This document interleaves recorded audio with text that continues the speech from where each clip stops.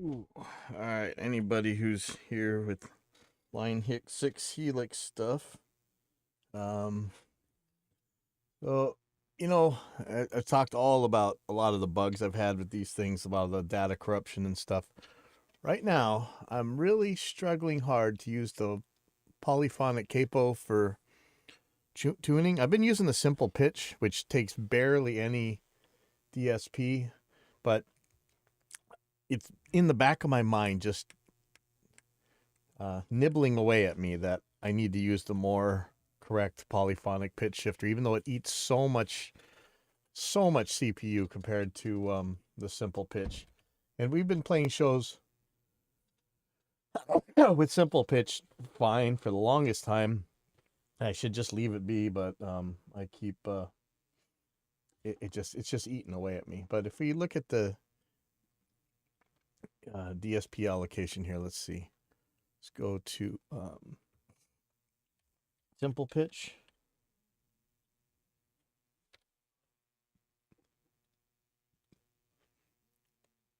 Uses 7% of a CPU, whereas polycapo uses 48%.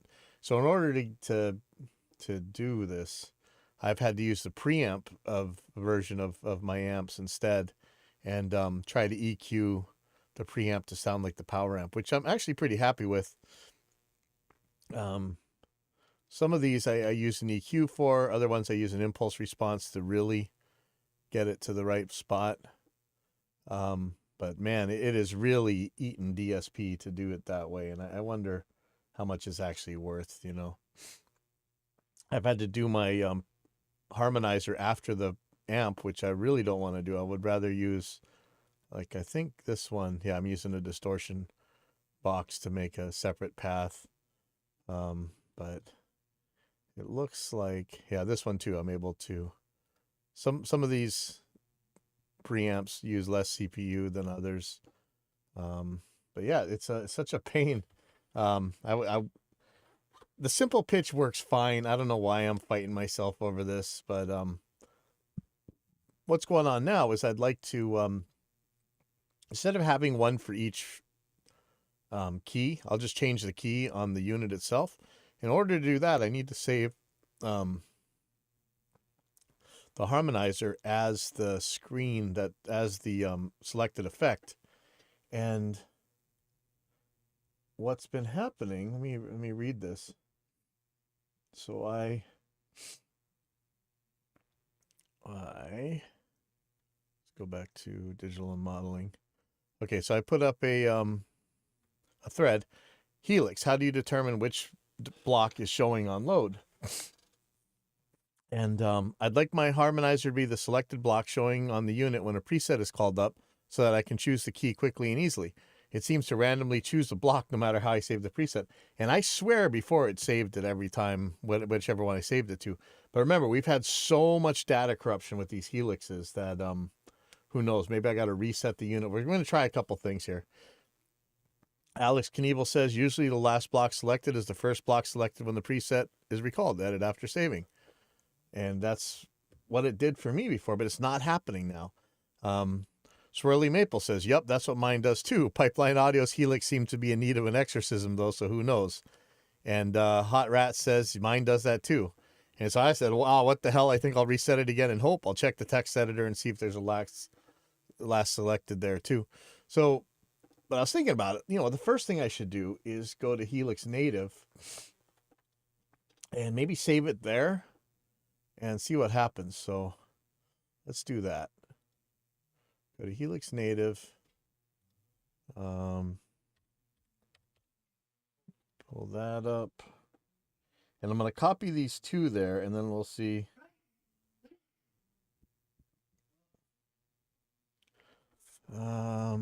Okay. So I'll go to this one. I'm going to save these 4 presets to it. So these are the ones that I'm dealing with here.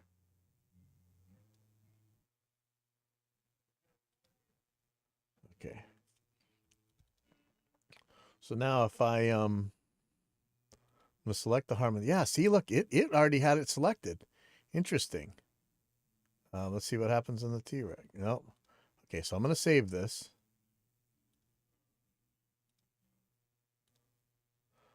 Okay. Choose this one too.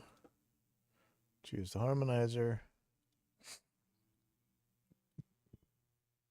And this guy.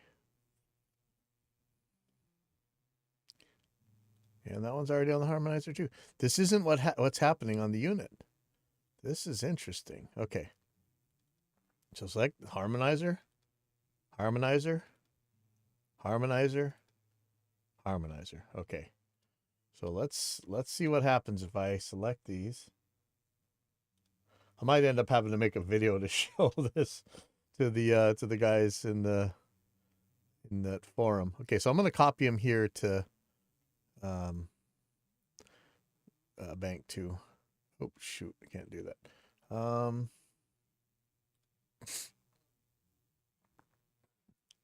right, well I'm gonna do this on another screen. Sorry. Okay, so this is gonna go on bank 2.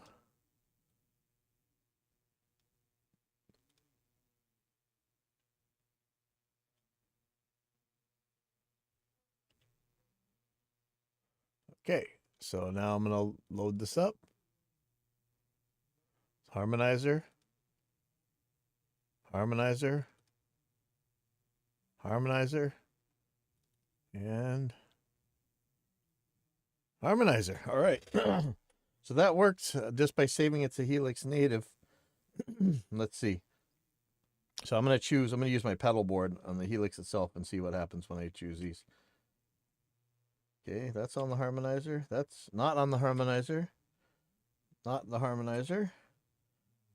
On the harmonizer. Okay, but I'm going to choose the new banks. Let's see what happens.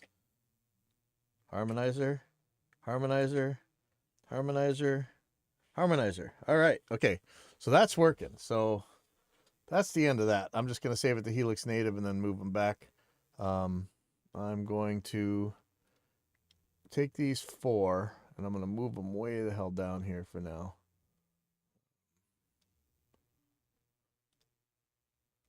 And I'm going to take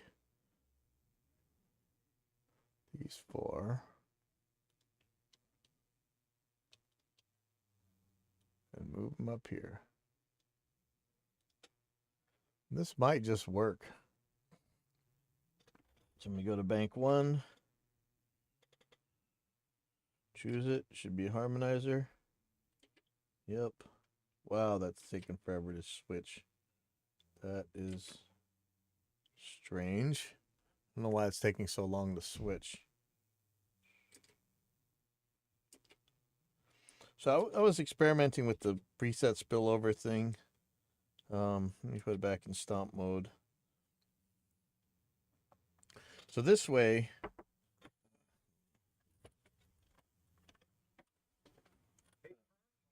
and the 17, 18 slots, should we turn the gain way down for those? Yeah, it might need to. Is it turning red?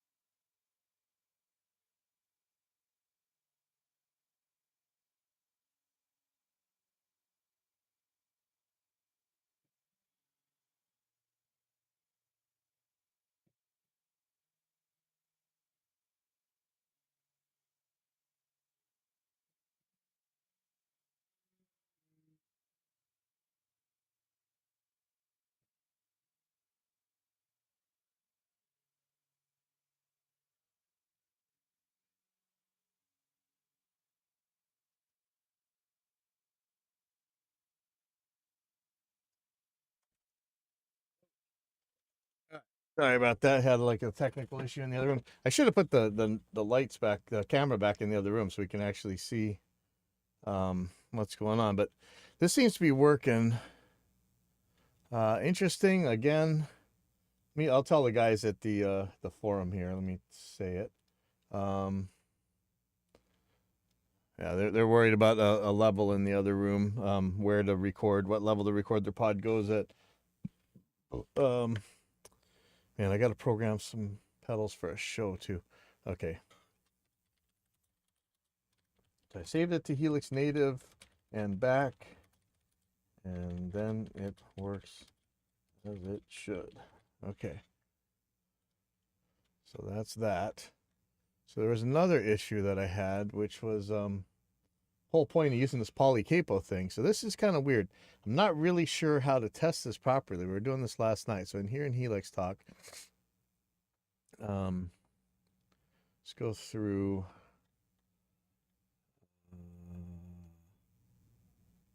Let's see, where are we? Okay. So I said, I wanted to find out just how much latency was present between the polycapo modes, so I set up 2 paths and measured.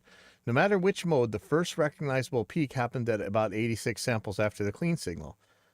There was still a large difference in sound between the modes for when the note really appeared to happen, but it's interesting that the first real peak was always at the same time. Playing the 2 signals together had a much different Doppler shift type of tone between the different settings.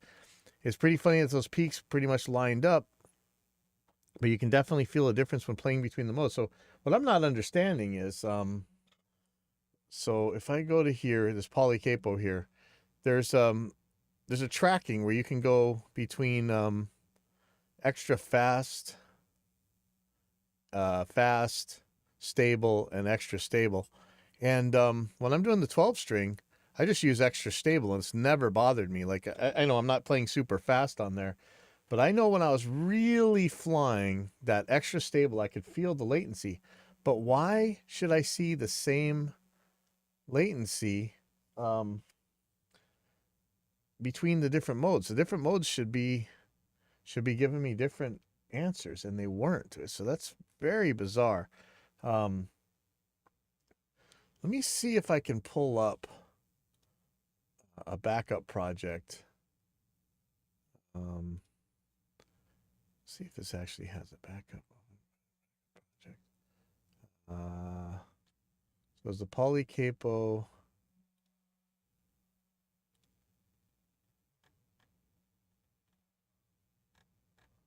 Okay, well that's not it. 912. Man, I swear I just saw it. Not sure where I did this at. Let me go to recent projects and I'll be able to do it. Some projects, bias match, polycapo test. Yeah, that should have been in there. I wonder if I didn't have an autosave if it wasn't on for long enough. Let me find out. Backup projects.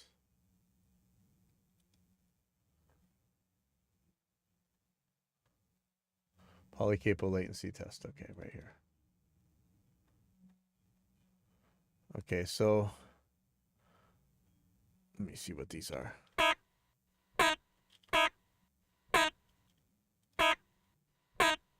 So you hear the difference in the Doppler shift sound here?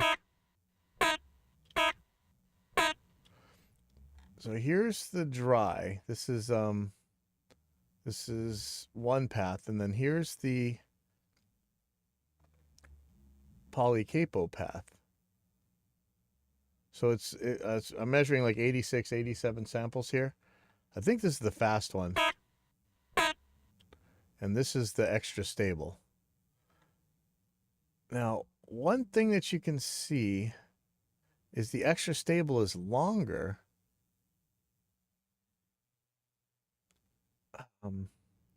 It sucks because I don't really have an impulse I can feed it. I don't know if there's actually a way I could do that, but I was going into a DI, and then I took the DI and plugged the through into the Helix, and that's how I'm doing this test. But if you look at here's the weird thing. Okay, let's see. I'm gonna make a region here. So here is, I'm gonna go first recognizable peak here, and it's also 87 samples. Why would they both be the same, but yet you can hear the difference? And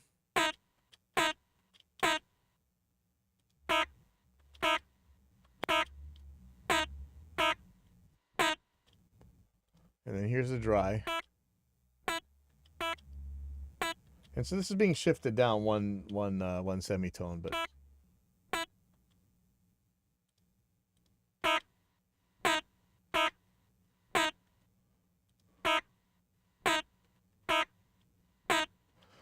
the extra stable one kind of preserves the transient better. But it's just so weird that it doesn't seem like it's later, but it does make it longer. So it's just bizarre. So I'm gonna keep reading what he said here. Lysander says, isn't that pretty much what working as intended, though? Pitch shifting is impossible without signal history, so latency is inherent to the effect.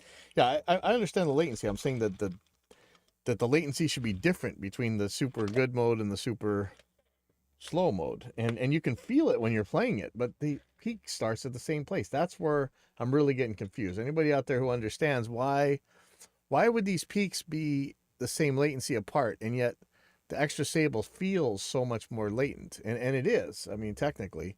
And like I said, when you listen to the sound, actually, let me play them together.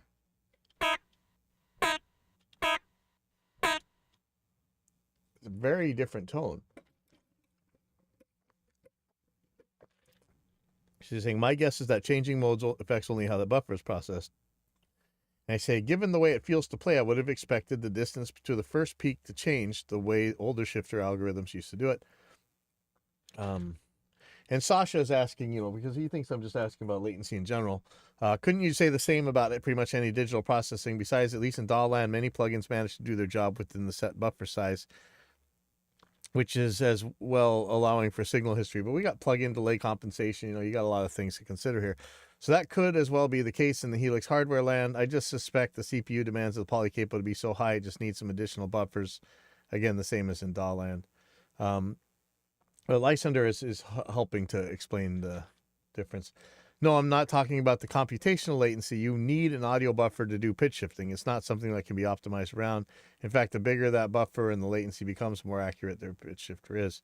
But it's not latency in the way we usually think about it, as the event still happens at the same time, or at least starts at the same time. So Sasha's asking, so how come some plugins manage to do pitch shifting within the set buffer range? I think that has to do with PDC most of the time, right? So Sasha Lysander is explaining, I should have been clearer, sorry. When I mentioned audio buffer, I was referring to the effect itself. In other words, it needs history on what was played in the past. This introduces latency on top of what you might already have, including the audio buffer on your DAW.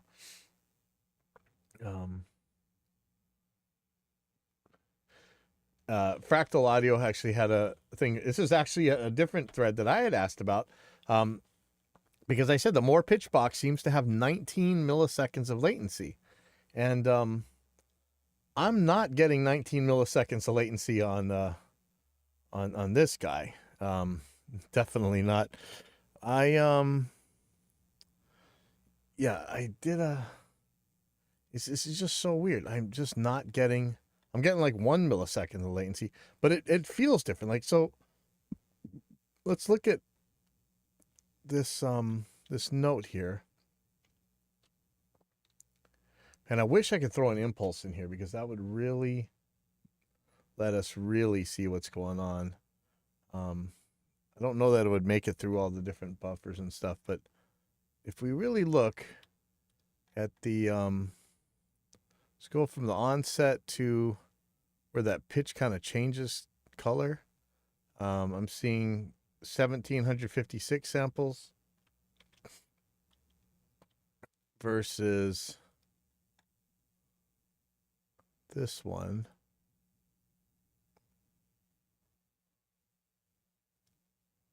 Well, now I see 1894. Like, man, I'm just not making any sense of this.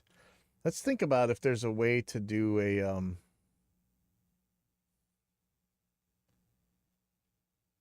I wonder, can I do it in Helix native? I have a feeling the plug-in delay compensation will do something. Let's think about this. Let's see if there's a way to do.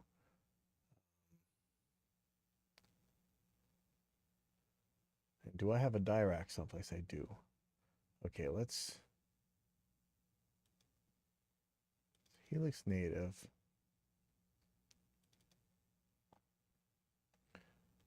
Can I make this the host? Oh, yes, I can. Okay. So let's do a new preset. Now, I'm not sure that this is going to work the same way at all. Okay.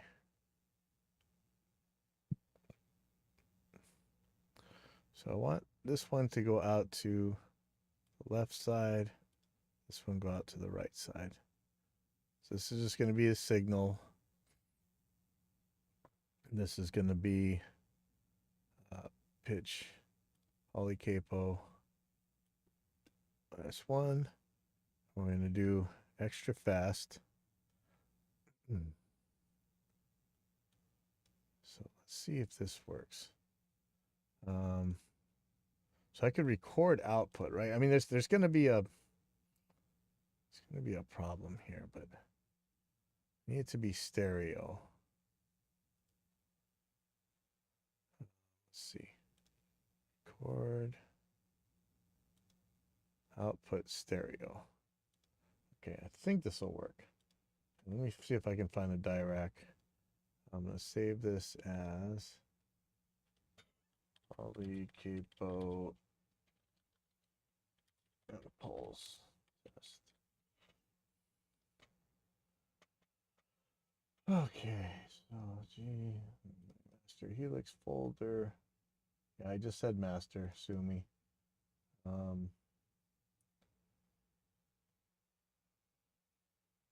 Pulses for Helix.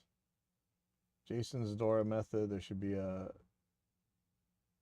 single sample impulse. Here we go.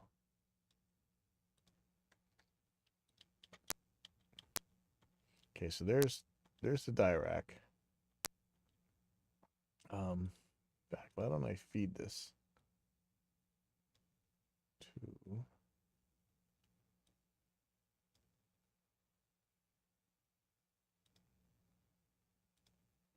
Trader post effects.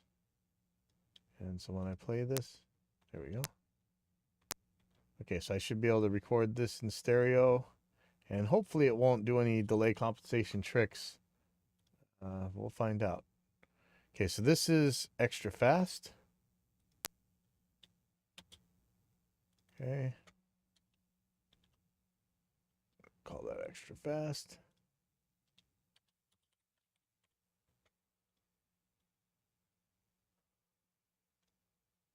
So let me get a screenshot right here.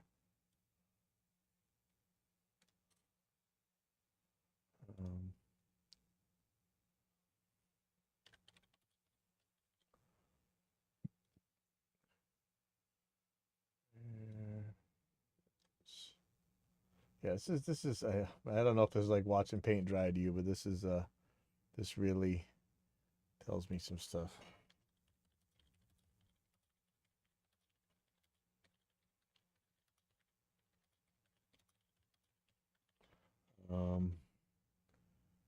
Put image in. Nope. Image. Where's the folder?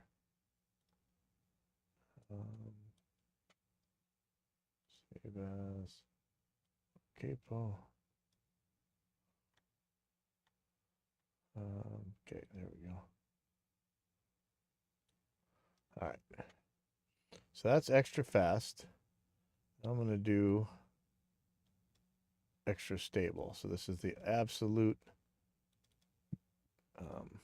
opposite here. Okay, so here comes.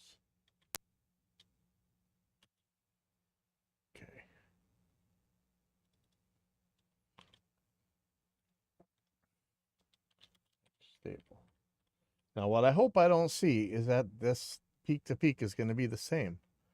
Because, man, that doesn't make any sense. All right. Now, look at the difference in shape, okay, first of all. Okay,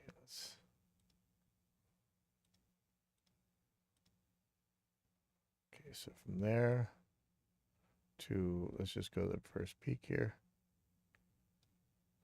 is 481 samples. See, this is different than what I was getting my other test. It says 481 samples. Can I make another region? Because there's multiple regions in Reaper now. Why am I not? You see over there it's letting me make one. Actually, let me make one. All right, well, that's 481. Put markers on both sides.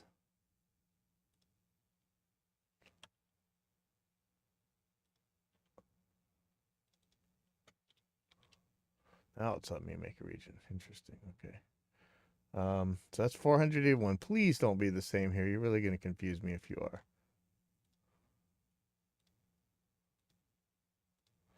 So you see what this is? This is just a single sample spike, right?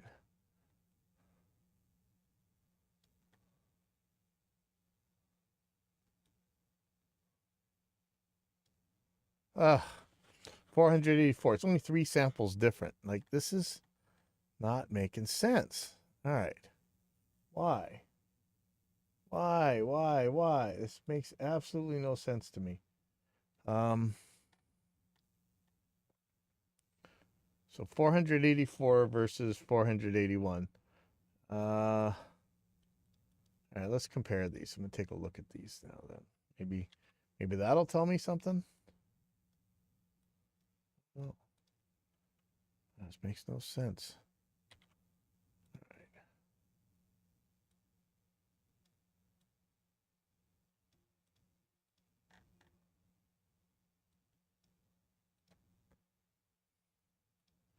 Okay, so here is a sample.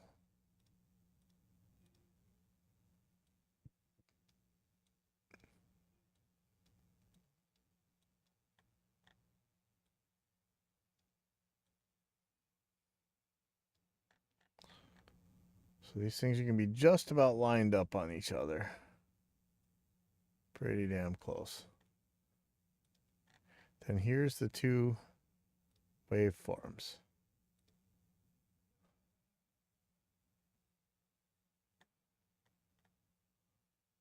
So this is extra fast. This is extra stable.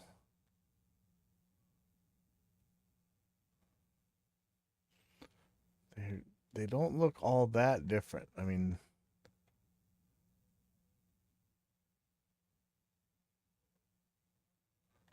but I'm telling you, when you play these things, one of them feels way slower than the other one. Let's see if we can tell the difference in the sound here.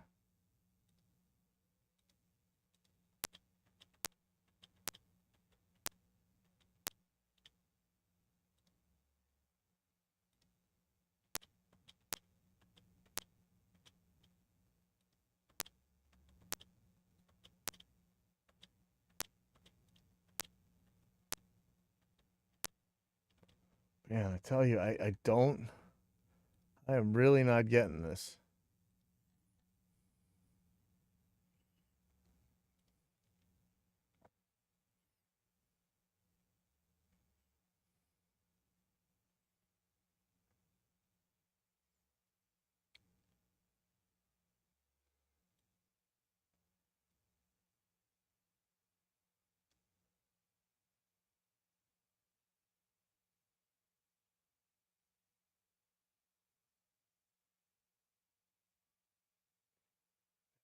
Really confused.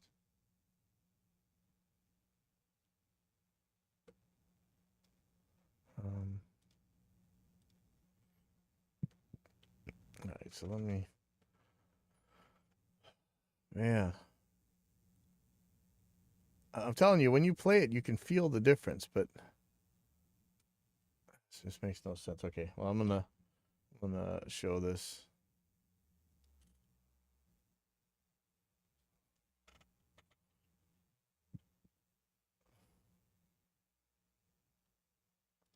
let's get this,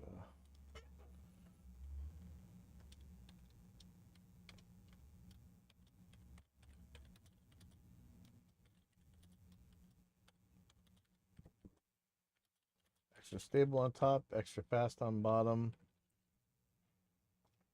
Both the same number of samples to initial peak. So the waveforms are slightly different. Slightly. Not by all that much. But I'm telling you, when you play it, it's very different. And you know, the whole point of doing this whole poly thing is so that it sounds better. But I didn't really have a problem with simple pitch. I should have just left well enough alone, but you know.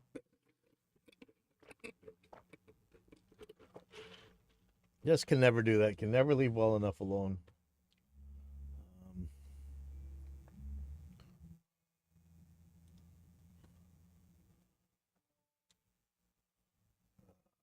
What is this? Is right here.